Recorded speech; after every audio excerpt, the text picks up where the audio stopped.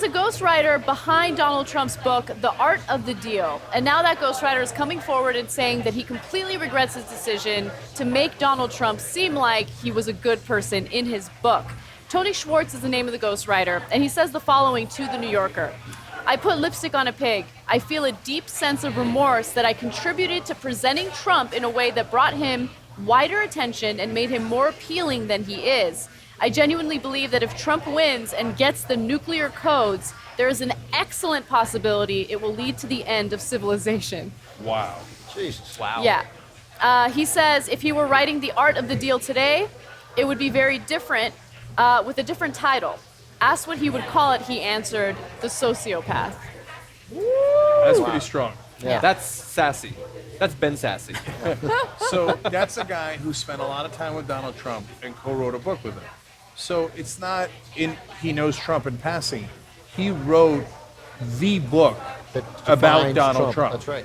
And so it's theoretically Trump wrote it, but everybody knows and everybody acknowledges that it was actually Schwartz who wrote You it. think that guy and he has wrote a a book? byline. Yeah, Trump. Yeah. If Trump wrote a book, he'd be like, I am good. Very, very good. I made a good Everyone deal. else is bad. But remember, I'm very, very humble. He's not gonna write it. Yeah. Exactly. Right. Well, you got in front of me So, so here's a guy who spent a ton of time with him.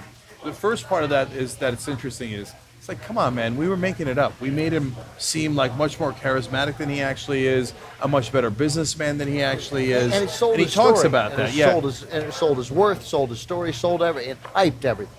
Yeah. I'm sure there's And- massive pressure to play up the women. And that's why he feels a little bit guilty now, because he hyped him up. And he participated in that false advertising. And so, and the third part of it is he knows the guy. And he says, the guy's a sociopath. Yeah. Don't do this. Yeah.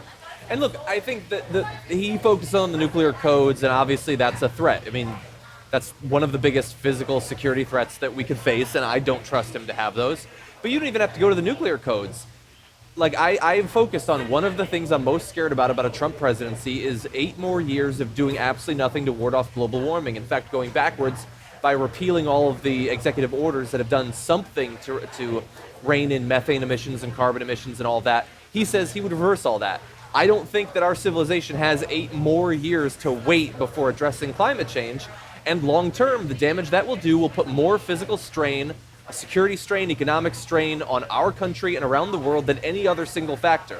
And that, I don't think, is exaggerating that could potentially lead to the downfall of our civilization long term.